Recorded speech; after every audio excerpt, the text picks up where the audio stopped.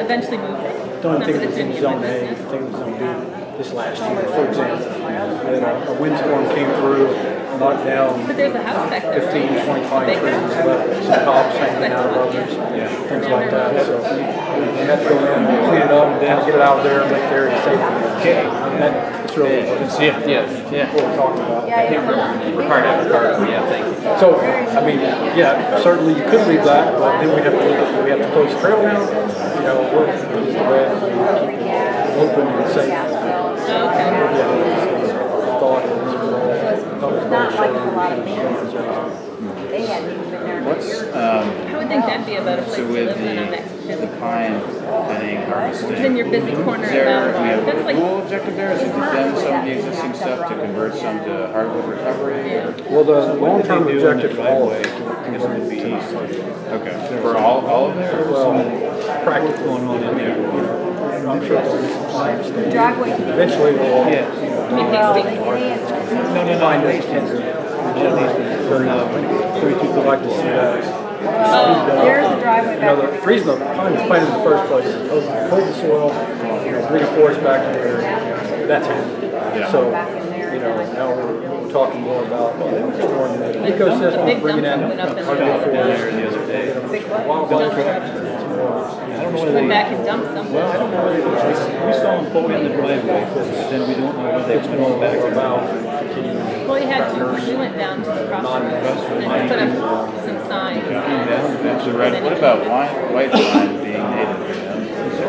It's native to 3 counties in Ohio. There's a portion of it native in the gorge here, being one of the only places in Ohio. That would still be one protected area. The rest of it is not. Somebody could make the argument even that stuff that's planted is genetically crossing with the other and contaminated. In a sense, so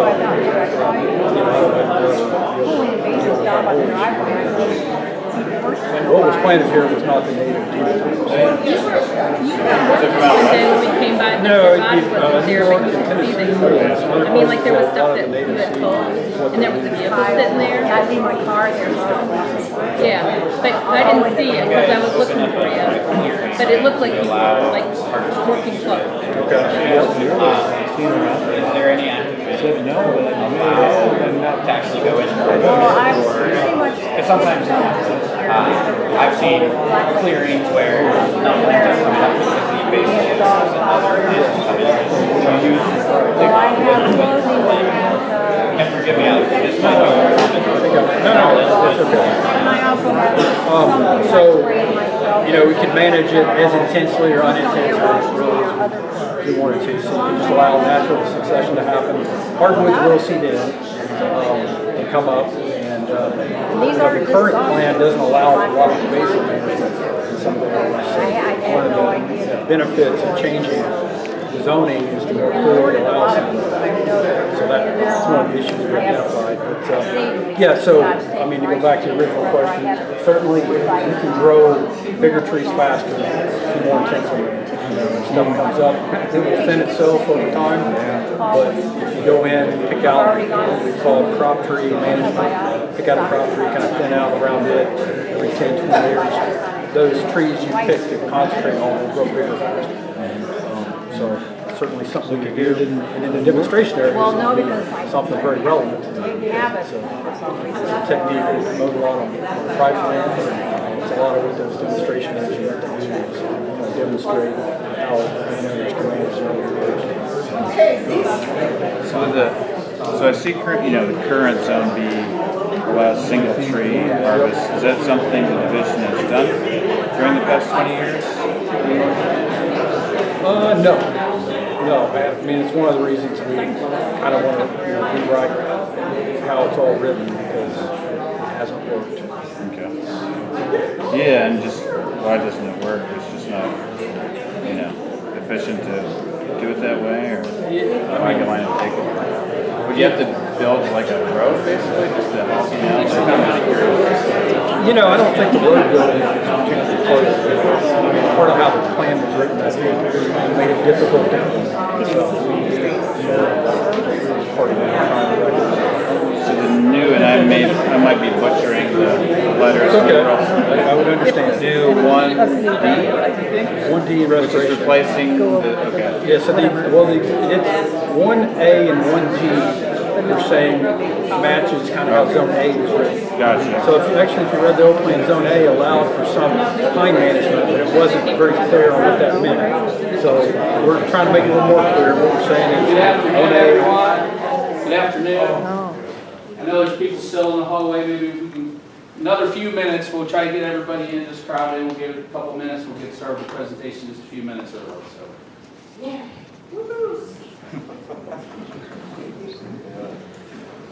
So we're not going to, even when there's pine there is some pine there, we're not going to do anything with it. We're just going to let natural succession take place. Maybe the exception of some invasive species, maybe some, hazard tree removals for public safety. 1D is more what we concentrate on going in where there is pine, trying to speed along that succession and get hardwoods back in. Okay.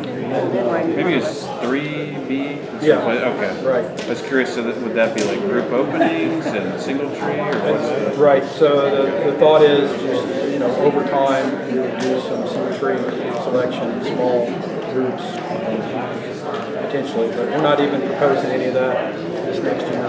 We've got 2 sales we're proposing actually in demonstration areas. So that's all that's on the table tomorrow. Gotcha. As far as specifics. Specified somewhere that it's going to be like single tree and like small group openings. That's in the design. So We're not managing anything for the system, clear cutting, DVD.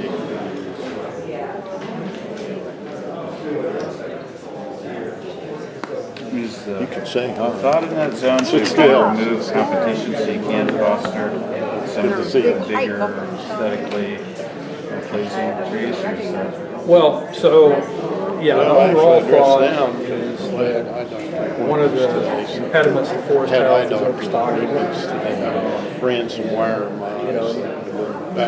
Forest health is a big topic, but one of the I things didn't know if I'd research make it brought or out not. is that just about anything you do to lower competition is going to increase the health of the trees remaining. And they're more likely to survive, insect attacks. They're more likely, not everything, but things like gypsum moth, things like our native defoliators, all those kind of things tend to hit areas that are overstocked partners. So it's a general philosophy. Going It just got a little bit. removing some trees will promote the healthy ones. Okay. And allow some natural, openings, kind of mimic that old growth kind of. So have you seen Cheryl lately? Multi-age forest. I haven't talked to her. We have essentially a even-age forest now. It's getting older, but it's still even-aged. Yeah. Right. So if you go in and you open up some gaps, you're speeding along that succession. You get to the multi-community. What's the benefit of actually removing those trees, like instead of just felling them and letting them lay?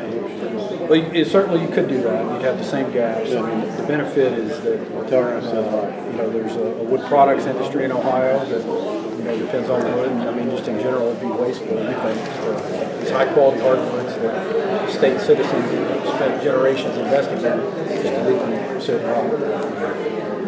And again, we do have zone 1 areas where that'll be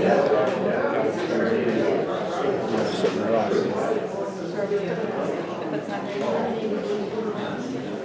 So with, if it's, I think this is right, 3B with group selection, single tree, is that something that primarily would be bid out for standing timber or advertising? Well, it could be, it would vary how we want to sell its time. We might log it with their own crews, we could get it out. But again, we're not proposing any sales specifically this year. Bob wants to do it himself. Bob might want to do it himself, you never know. But we just look at each thing individually and decide that. Something that was really interesting to me was I believe it was the ad hoc that documentary, management strategy, or whatever you want to call it. They mentioned Scandinavian forestry techniques. Yeah. Like, Don't go anywhere. I'm not even sure what that meant. Yeah, we're not Scandinavian. Show me the little more chair. Show me the little more chair. Robert got that this just caught me off guard. Like a stack somewhere? You know, whereas Scandinavians tend to manage their forest pretty heavily, you know. What about like if I brought in the game table? No, don't worry about it. Tracks, it's just like minimizing the soil compaction and that sort of thing. It was just really interesting and I was just curious. Okay, I don't care if it's Canadian or At that We'll get time, started we were here. big on low impact logging. been watching the door to see if I can get the people from the door to come in, and it looks like we're almost there, so I want to give everybody a chance to hear this. So welcome tonight, Mohican State Forest, Division of Forestry Open House. This is a come and go open house, so it's from 4:30 to 6:30, so there's liable to be people come in at any time, which is fine, and you're welcome to go at any time. It's a come and go. Let me give some introductions before we get started. Standing next to me here is Bob Boyles. He's our state forester and the chief of the Division of Forestry. To my right, John Mueller is our district forester. He's out of Findlay, Ohio. And Greg Guess is here. Greg is in our Columbus office, and he's in charge of land management and fire program. So we have 4 division guys here. And represented in this room, I'll just make mention a number of stakeholders. So quite a good crowd here tonight, probably more than what we were expecting. We did our best.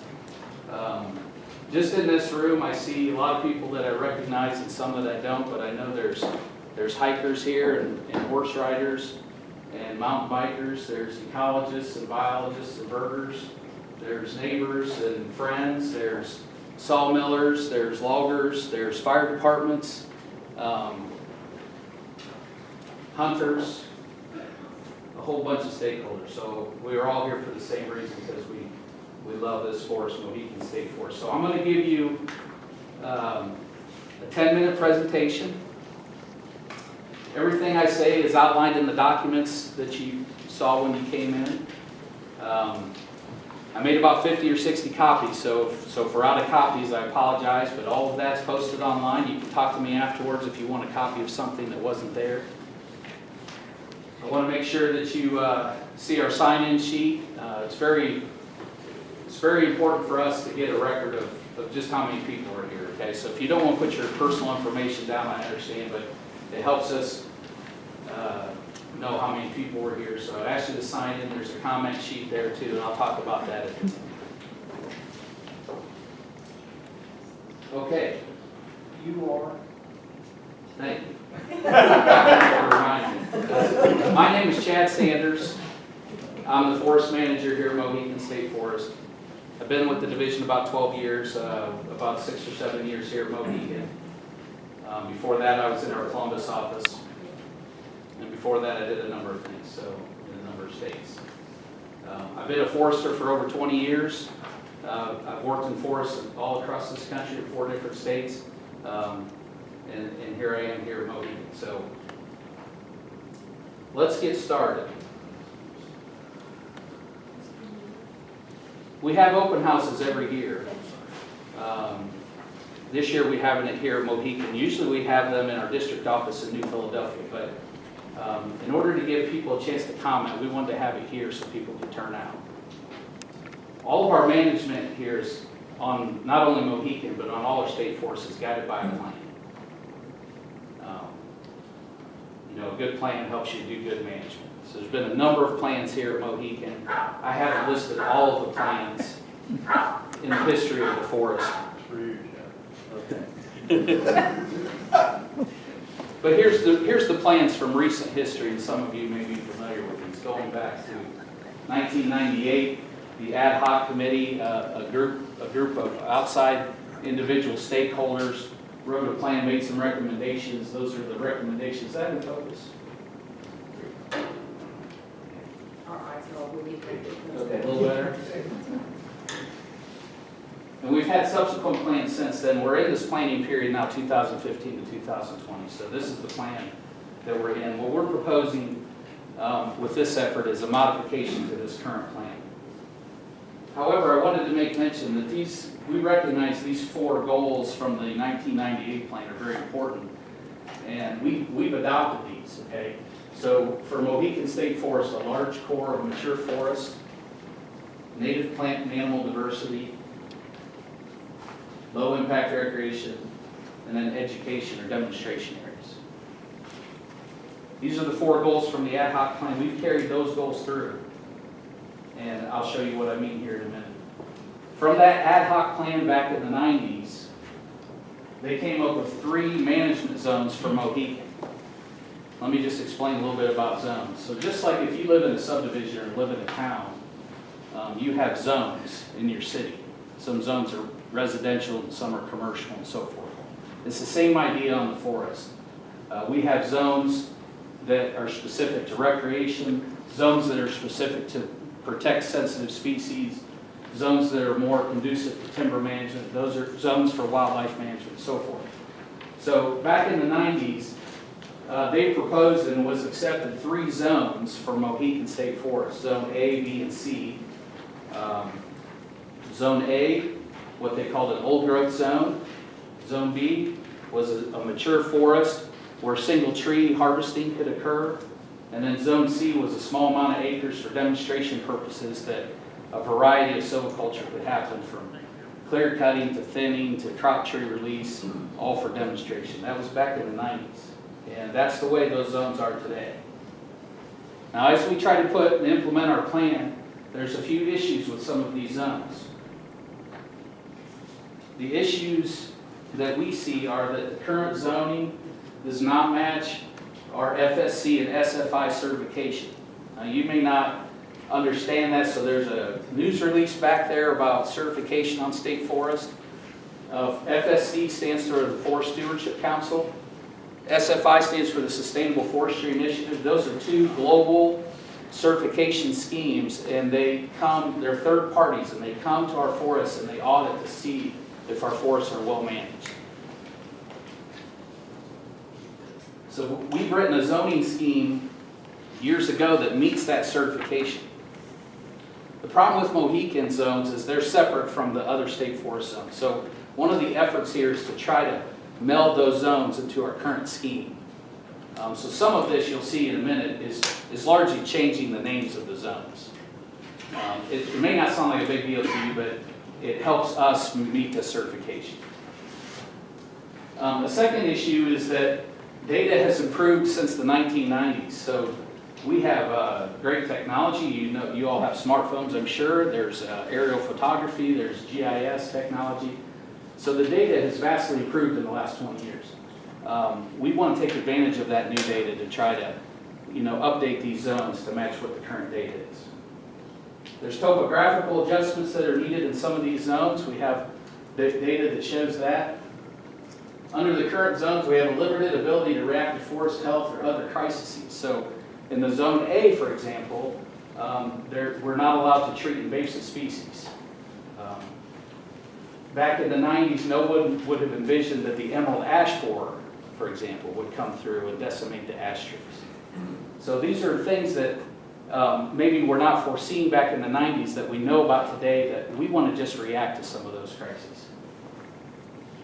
Difficulty in meeting Objective 2, if I just go back to Objective 2, down here at the bottom, native plant animal diversity. So, again, treating invasive species, dealing with trees that are not native to the forest is difficult under this current zone scheme. The acres of pine plantation were underestimated. I'll validate that in a minute. And then just ability to manage to the current science of the day. So let me talk about one of those issues. I could talk about any of them. Let me talk about one, is the pine. In the 90s, it was estimated that 26% of the state forest at Mohican was under pine cover type.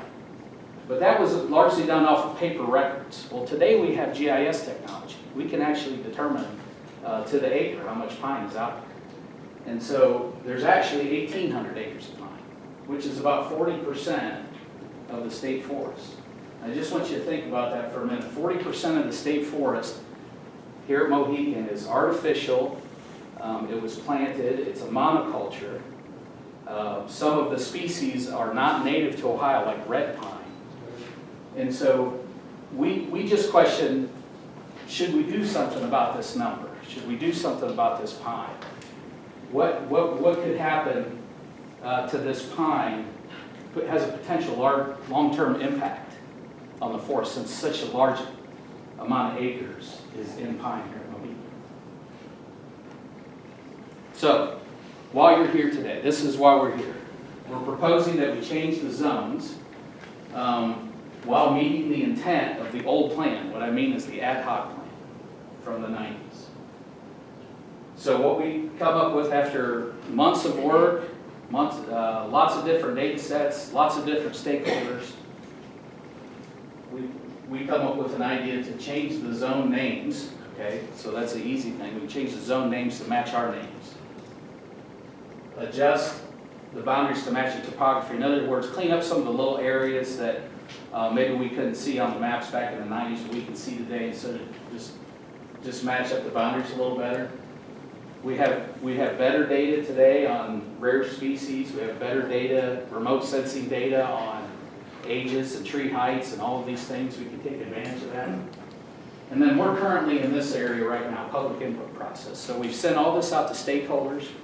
I've made a few of these presentations to a number of people, some of you in this room.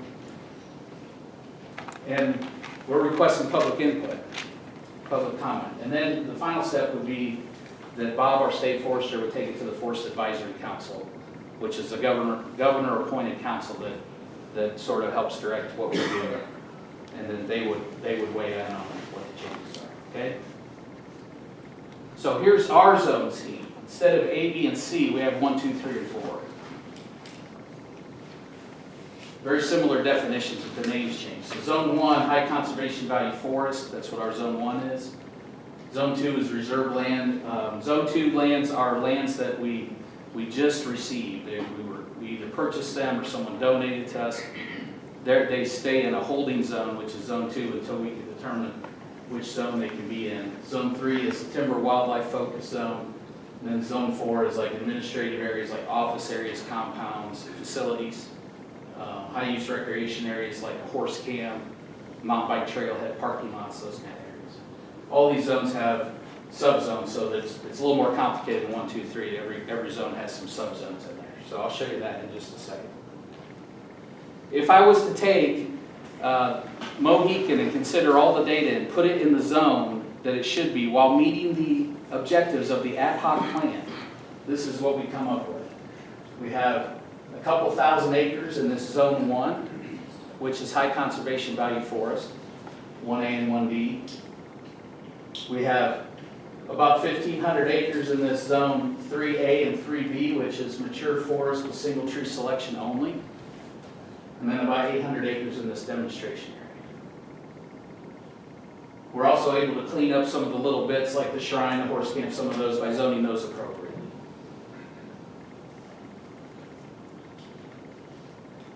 Let me show you what I mean. So here's a map of the old zones, okay?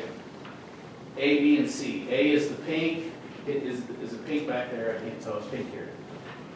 A is the pink, B is the yellow, and C is the green. So A is the old growth zone from the 90s. B is the mature forest single tree selection only zone. And then C is the demonstration areas. There's actually 4 of them. So Zone A is kind of, not much management. B is only single trees can be harvested. And then C, a variety of things can happen there for demonstration purposes. That's the way it exists now. This is the change that we're proposing. It's a little bit more complicated here. But in general terms, the pink, it stays the same.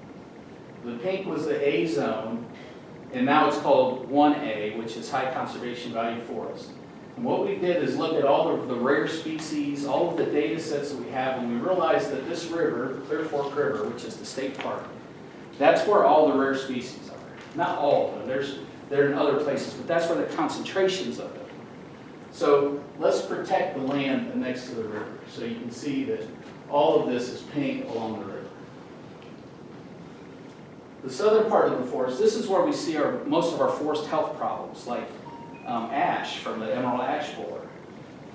other things. So this is the single tree only management zone, and then the 4 demonstration zones are the same from the other. So let me just show you just a little bit of detail. I'm going to go back one slide, show you the old. You can see these areas are yellow. You can see there's some cleanup needed. You know, we don't own this land here. Here's some land we don't own that wasn't zoned appropriately. Here's some little cleanup areas. This area up here by the dam is a single tree zone, and now it's a high conservation value forest. These areas get cleaned up. The green remains the same. We're able to define the Memorial Forest, which this boundary is actually in a governor's proclamation. It's at the Memorial Shrine. So the Memorial Forest and Shrine is a piece of land dedicated to our war veterans. So we're able to get that boundary better. This is a Pine Run stream. We're able to get that zoned appropriately, so it's a stream side protection area. So just a number of cleanup things there. What's this mean for acres? Here's the acres of the old zone. Here's the acres that we came up with in this proposal. Basically, all of the 1A and 1B ends up to be about the same acres, 2,146 base 2,000. We're actually increasing these acres a little bit. In the B, which is this is single tree selection, the B here is now 3A and 3B, similar to the old zone B. It goes down a little bit, about 1,500 acres. And then the demonstration area goes up just a little bit. That's mostly some topography and some little adjustments. So you have a zone proposal very similar to the old. Acres are very similar. Management is very similar. Single tree management here. In 1A, basically a hands-off, no management. In 1D, it's a restoration area where we would just thin pine trees. Okay? Anything we do in the restoration zone, the goal would be to restore it to this, a native, natural hardwood forest. So I'm on my last couple slides here. The proposal, we think, matches the current topography and the conditions, the data that we've considered. We're better able to manage pine plantations to restore natural hardwood stands, which is increased biodiversity. Okay, all of the ecologists and biologists are telling us that pine forests inherently have lesser biodiversity than a natural hardwood forest. And I believe that. An artificial monoculture does not have as much biodiversity as a hardwood. What we're saying is, if we manage some of these pine trees, we can get some hardwood to come back and have increased biodiversity. I think we would all agree to that. It meets our certification a little bit better. We're able to deal with some forest health crises, should they occur. And we have a better able to promote native species, like hardwood trees, instead of red pine, white pine that's been artificially planted. This proposal meets the 4 objectives of the ad hoc plan from the 90s. It still maintains a large core of mature forest. Basically, we're saying the whole forest maintains a large core of mature forest. There's no dramatic increases in the harvesting scenario here. I read Facebook the same as you do, and there's a lot on there about dramatic increases in harvesting. I want to tell you the level of harvesting under this proposal is very similar to what's allowed currently in the ad hoc plan. Single tree management and pine thinning. That's currently there. We think that small scale thinning of pine trees will result in increased biodiversity and forest health. We think that converting small acres of pine, and I'm talking 10 acres, 5 acres, 15 acres, small acres, over a long period of time would be beneficial to the health of the forest. Single tree selections for forest health. Science is telling us that even the most sensitive of rare species of birds can actually probably benefit from having some canopy gaps in the forest, from having some mosaics, from having some complex structure out there. Even the most sensitive species can benefit from those things. And that's all we're saying here, single tree selection. So what you will see, one second, man, thank you. What you will see over time, this is the final slide. This is what am I going to see day to day out there on the forest? So day to day, what you would see is no impacts to recreational trails. In fact, we probably increased the number of hiking trails in these demonstration areas, those 4 green areas that I showed you. 1 to 2 small pine harvests per year. And again, we're talking about 15 acres, 22 acres, something in that scope, 1 to 2 per year of thinning of pine trees to try to promote hardwood forest conversion, regeneration. We think that's better. We think the science backs us up on it. And we're able to target invasive species, which we weren't able to do before under the current zones. Salvage single tree management. Again, the emerald ash borer and ash. So what you might see is maybe there's 10 ash trees that are threatening a campsite. We would want to go remove those for public safety reasons, forest health reasons. We think that's a good idea. So there's no large scale things that we're proposing. And then over time implement and promote the demonstrations. So that's our final slide. Let me take a quick drink of water. We want to be able to hear all of your questions. Okay, they're important to us. And so one thing I want to point out is we have those comment sheets in the back. I'd ask you to take one of those. And you're welcome to fill those out and leave them with us today. But you're also welcome to take them home. So the time frame on this stuff is we're pretty much giving you the whole month of September. We got lots of time here. Somewhere around the 1st of October, we want to try to have something final. So in the coming weeks, you're welcome to take a comment card and send it in. You're welcome to type up your own letter on your own letterhead if you want. We welcome that. Send that in. The address that you can send it is on there, or you can email it to us.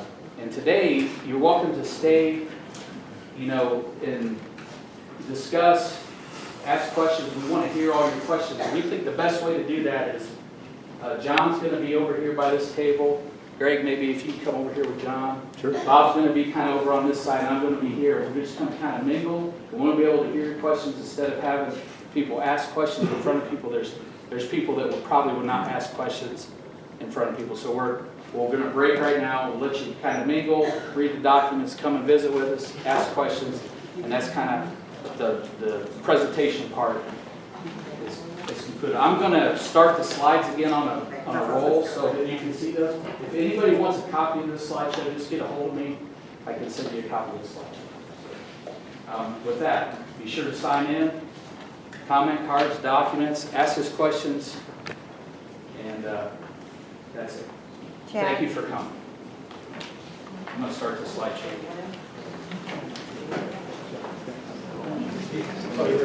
Yeah. Point about single tree selection, but that's not anywhere in the draft.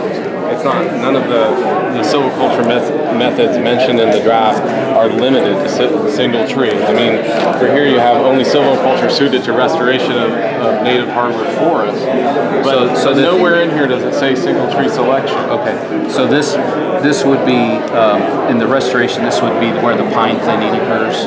Right. And then in this 3B aesthetic, this is the single tree only. But it doesn't say that.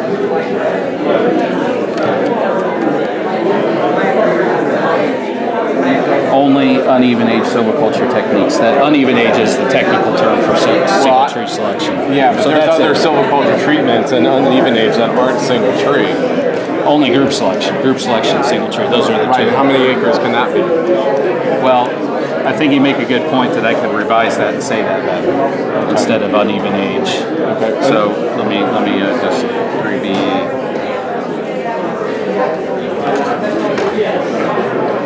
I think that's a good catch. So in 3B, what we're saying is single tree selection. Okay. And it's written uneven age management, which to me means the same thing, but it may not mean the same thing to other people.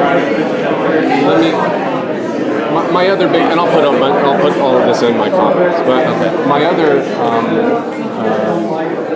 issue is your premise about restoring pine plantations in Ohio, converting them to native hardwood forests, and that silviculture treatment is the best. I mean, the only research that I've seen has been done in Ohio and done in Hocking Hills suggests that it is far more ecologically valuable to allow natural transition. It actually results in a better hardwood forest because you're not compacting the soils, you're not allowing soil erosion, you're not creating openings that allow for non-native invasive species.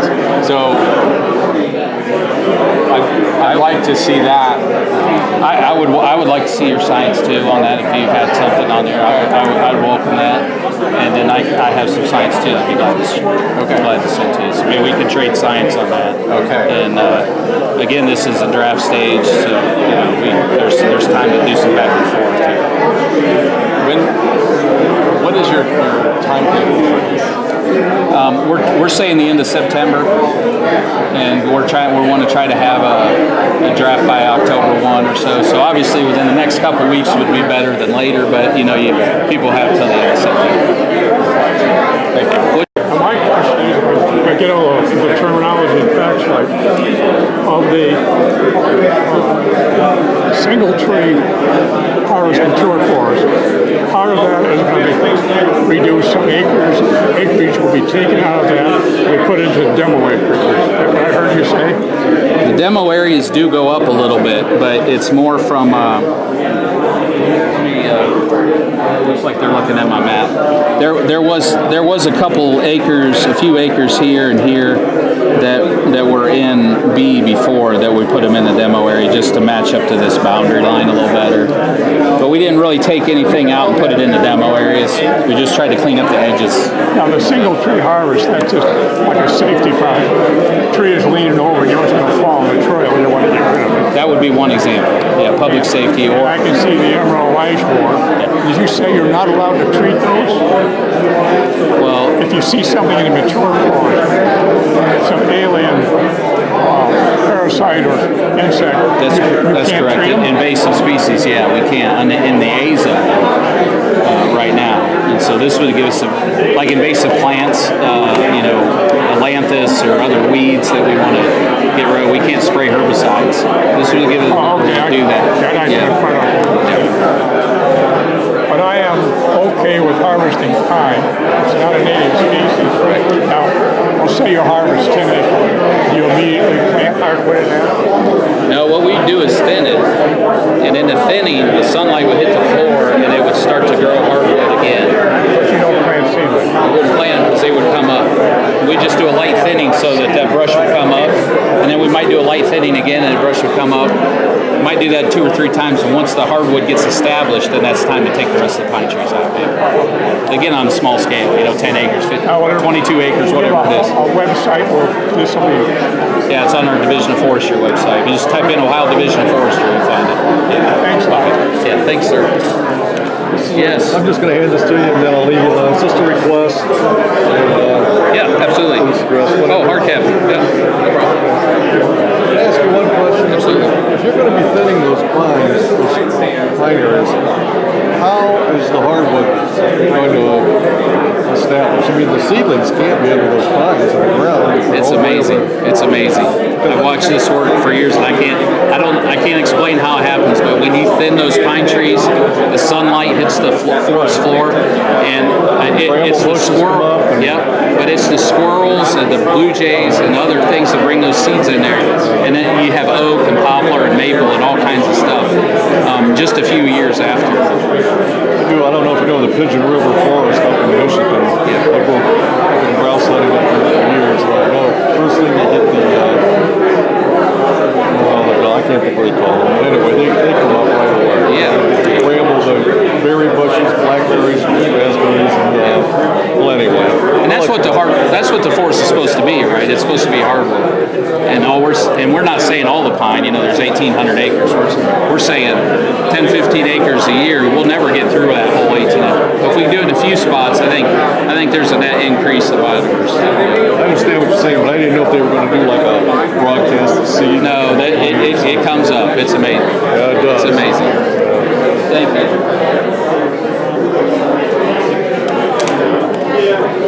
Yes. Want a copy of the slides?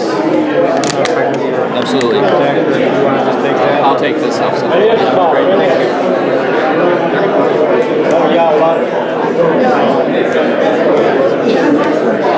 Do you mind if I get your question and his response on camera? I won't get you on camera. I'm just kind of recording the conversation. I don't have any questions, actually. Oh, okay. You just wanted to say hi? Yes. Hi, Hey, buddy. Chad. How you doing? I'm doing good. How's it going? Okay? Yeah, so far. Good. Steve Thompson. I'm Steve. part of Mikey's mountain bike group. Oh, good. Thanks for reminding me to introduce myself. I assumed I knew who you was, but I did not know. Okay. Steve Thompson. Yeah. I'm just right now. The question I got to ask it, and I assume this, I know this cutting goes on. Where does the money Excellent question. from the forest, from the lumber go to? So it's written in law when we sell timber that it goes 65%, two-thirds of the money goes back to the county. The county. Yep. So the township and the school district. So it would go to Ashland County, Hanover Township, then Loudonville Perrysville School District. So the school district gets the money, they get a piece of the money, the county gets a piece of the money, and the township gets a piece of the money. Okay, that's then, cool. Then 1/3 stays with the division. Okay. So To be utilized as your in the general fund type thing? Yeah, it goes back in our maintenance fund. Okay. Pays salaries, that kind of thing. You always get the comment, you're just doing this for the money, but 2/3 of it we give it back to the county and the school. That's great. So it's very little money that we're actually keeping. That's a question I've been wondering all along, because I ride these trails all the time, and I see a tree standing there, and wow, there's a lot of money in that tree. And if you knew anything about pine trees, they're not very valuable. So we're not going to get rich cutting pine trees. You know what I mean? They're not worth much. So we must be wanting to do it for other reasons than money. And I did not realize that they was not native until tonight. When they talk about pines going out as tonnage, is that pulpwood? Yes. Okay. Yeah. I was assuming it's Yeah. Okay, well, thank you very much for your time. Yeah, thanks, Steve. And I hope to see you out on the trail someday. Thank you. Yes. Can I help you, or you're just... I'm just getting You're just recording. questions and answers on record, that's all. Just so Hi, people I'm can Chad. make the meeting. So 2/3 of the money goes back to the county, to the school system? Yes, ma'am. Where does the other third go? It stays with the Division of Forestry. To be used for what? It goes into our maintenance budget to pay for maintenance, equipment, trails, roads, all of that.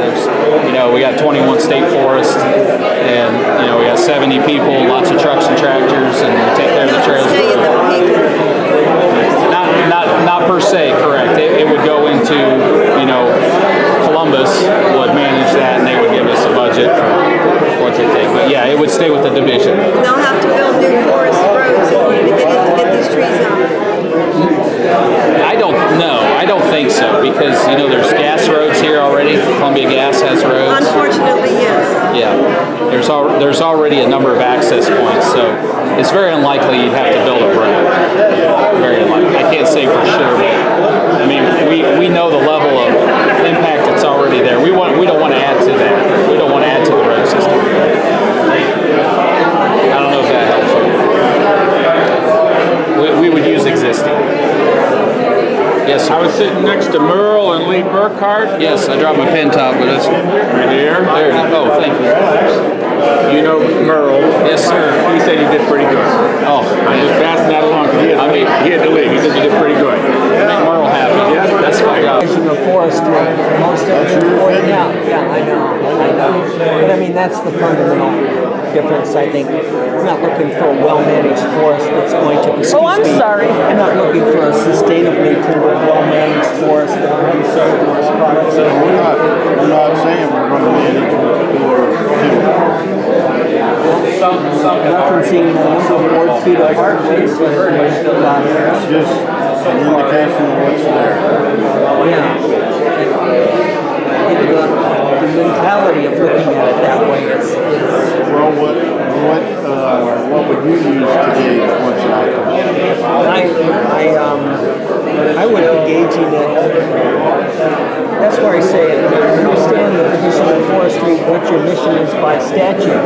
But I'm saying, if you look at what our communities want and what the communities around here are driving from Mohican,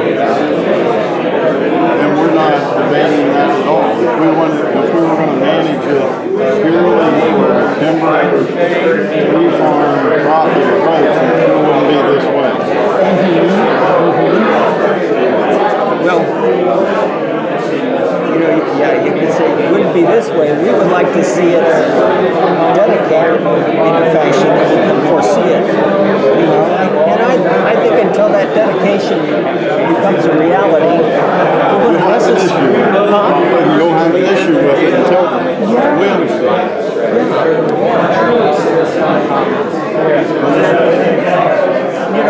If you were looking at large cohesive forest areas north of Route 70, what are your contenders? Where are the ones that would really actually surpass Mohican?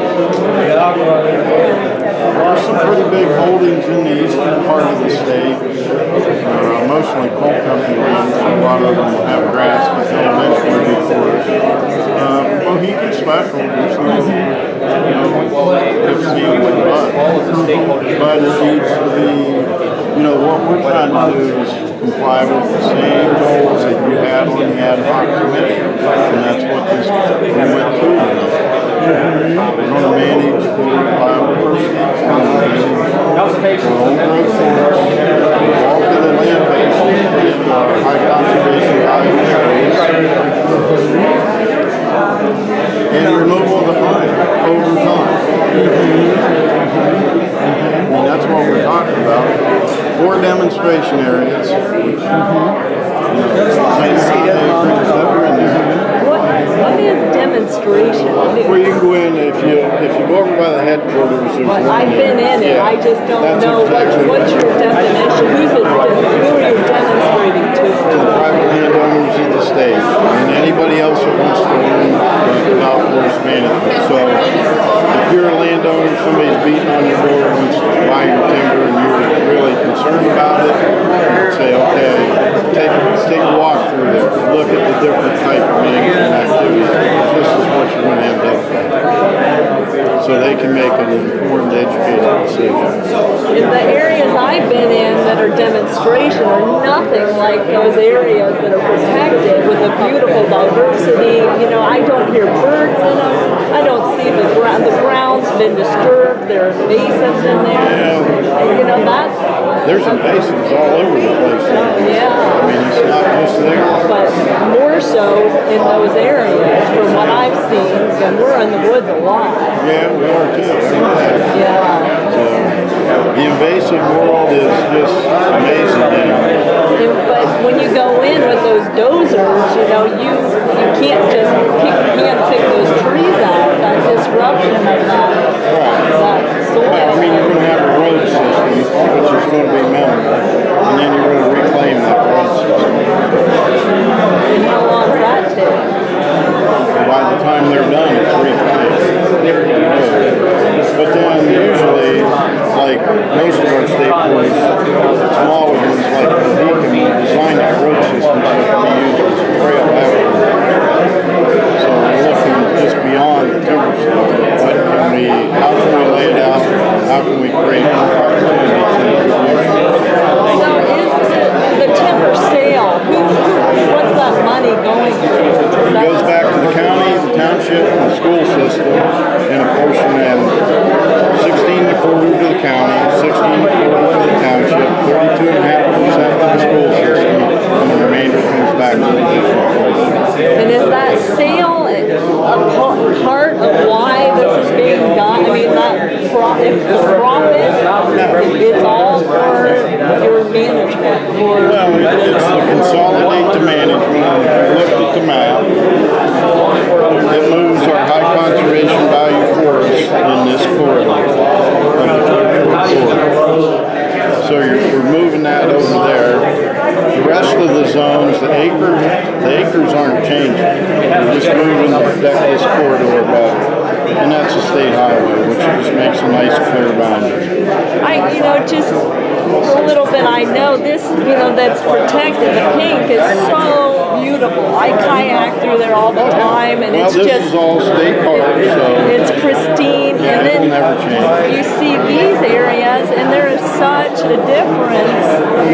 You know where you're going There's a different ecosystem in that river gorge than there is up on top.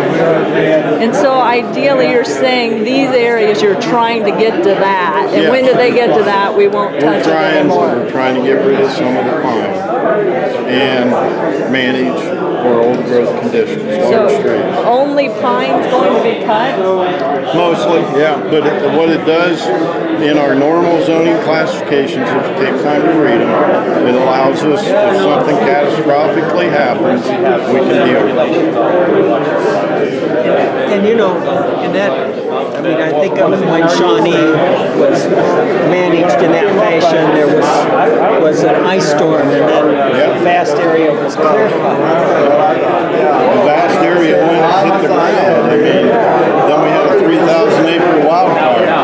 We salvaged a bunch of it. The criteria for salvage was 90%. It's either 90 or 95% mortality. If there was that much dead, then we salvage. So you look at that landscape, you look at that clear cut. Mother Nature did it with that fire. We only salvaged it. I think that's, well, there's a dispute as to who did it. We can't do that. You're shifting from the fire to the storm damage. Well, either one. Okay, just staying with the storm damage. The perception I had of that area was that it wasn't anywhere near 90% damaged. Well, if you look south of 120, we're talking ice storm. You look south of 125, and if you know what you're looking at, you can still see the canopies are stripped back. They never recover, which was a surprise to me. Normally, even when in arboriculture, you cut a tree back, it sprouts right back, and 5-10 years, the power company's in cutting it again because it sprouts right back. Shawnee never did that. So what that tells you is those canopies are still cut way back. You can still see them today. And in order to compensate that, there's a law leveling in the physiology of the tree. That root system is designed to support that crown. So when you cut those back, that means you had that much root death or dieback in the ground. So we get a severe drought here, we're going to see a whole bunch more outages because those trees were preserved. But the untrained eye, you look at it, it's fine, looks like everything else does. But south of 125, that forest was devastated by that ice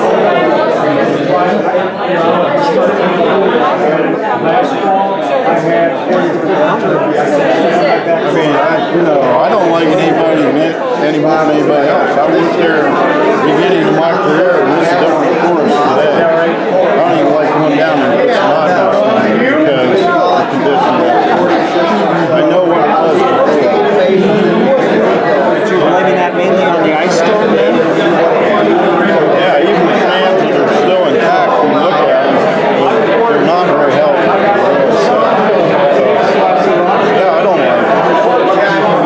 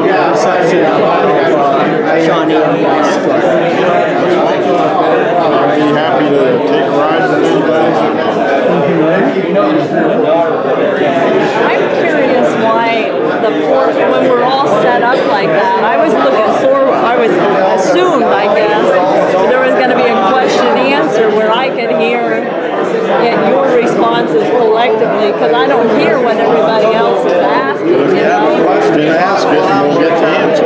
Well, but I would like to hear what other people's concerns are and Well, have our a, issue is what most people won't even ask. You know. oh no, everybody around me said the same thing. They all said, why, wait a minute, this is done? We all, because we had this, a lot of us had the same questions, and we said we have to go up and repeat that. I just, you know, it'd be nice to have that kind of format again for us to be together to hear. I want to hear what all, yeah. Like I'm even trying to get this on camera to share so people can hear the questions and answers. You can't even hear over all this stuff. I don't even know if any of this is picked up. So unless someone talked to one of you guys directly. Yeah, that everybody back in that corner all went, what? Why? They're really? Well, usually we don't even do a presentation. We lay it out, we talk individually to people, what we're trying to attempt. So normally there's not even. Well, I thank you for the presentation. This is kind of new for us. But yeah, I just hope in the future you'll consider that because that's how we have the base. That's how we together, you know, because now it just feels like we go off and where do we hear what's been decided, what other concerns, what other comments. We don't get to see that, you know. Let me ask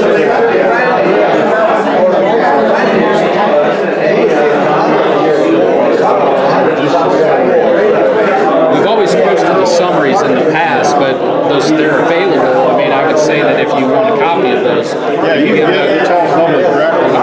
we can give a copy individually, but we'll probably keep what we've done in the past is we post a summary. Yeah, we'll go through them all. You know, Eric, you're concerned it should be given to somebody else. One of them.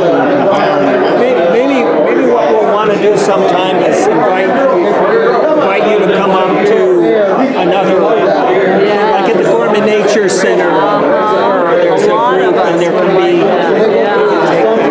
sounds like you're game for that. That would be a lot of us. Like fit it in. Yeah.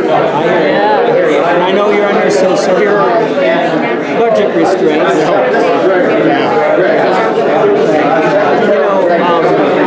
I appreciate your response on Shawnee. I think of the clear cut that occurred outside the nature preserves, state nature preserves in Hocking, where forestry clear cut the approaches. I forget the name of the preserves. Down in Hocking County last year. I've been there many times. What was the rationale behind that? Okay, the nature preserve, actually forestry owns it. We asked DNR to manage it, special place. When we decided to do the pine conversion above it, we worked with DNR, the preserve manager. Okay, here's our intent, here's our objective. How do we do this? And they have no objection. So we worked with DNR to do that. Now you hear all this stuff. We're not out there saying that's something wrong. The truth of it is we work with the preserve manager. Length of that.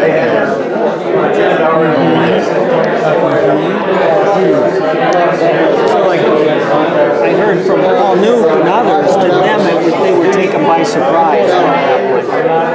We have open houses every year. We post our work plans on the internet. It's a surprise, there's opportunities for that. If you want to know what's going on, read the website, read the work plans. I mean, we can't reach out to, if you call, we'll tell you, but we can't hit everybody. So that's how we hit everybody.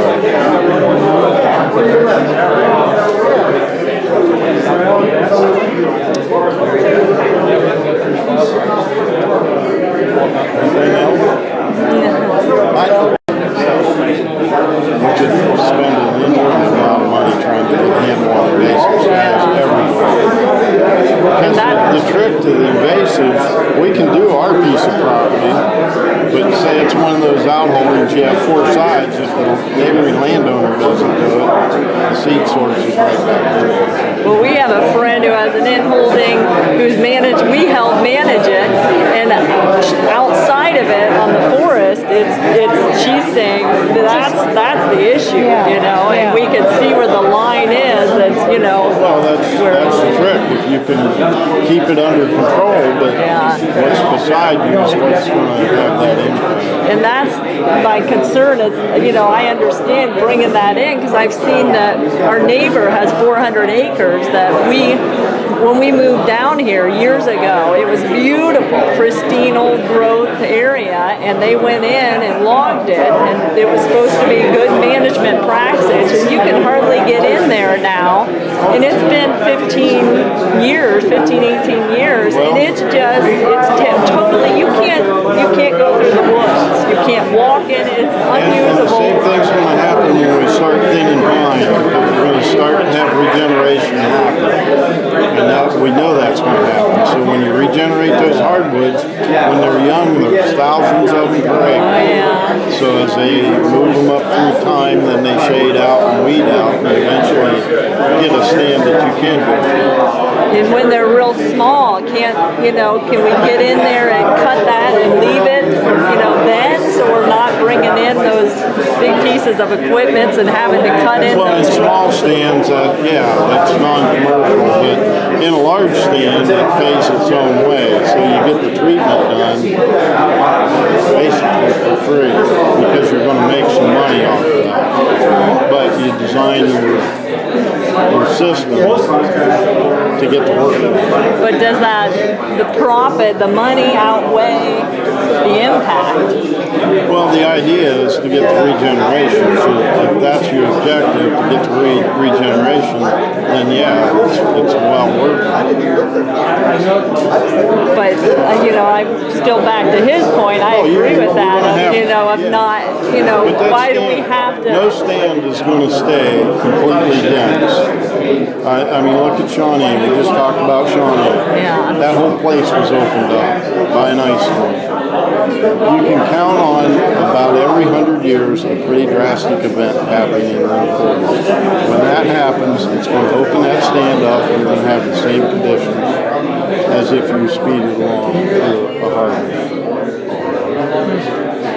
But it seems like this is so much more smaller, easier accessible than, and we're talking using about that. doing small pieces over time.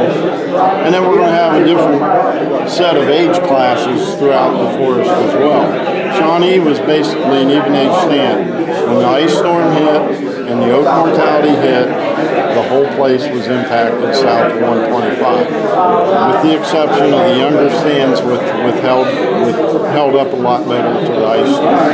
So as you mix your age classes, it's like a cornfield, you bring it all up at once and then you take it all off. Well, it's unsightly, but if you have different age classes throughout your forest, which we'll do for pine stands, then we're going to have a diversity of age classes, a diversity of habitats, and a more biodiverse forest. Most of these stands were pasture or old farm fields planted with pine. So they're even age stands, basically. All the same age, within about 20%. So what we're proposing to do will give us some diversity in those age classes. Say, Ron, thank you. Yep.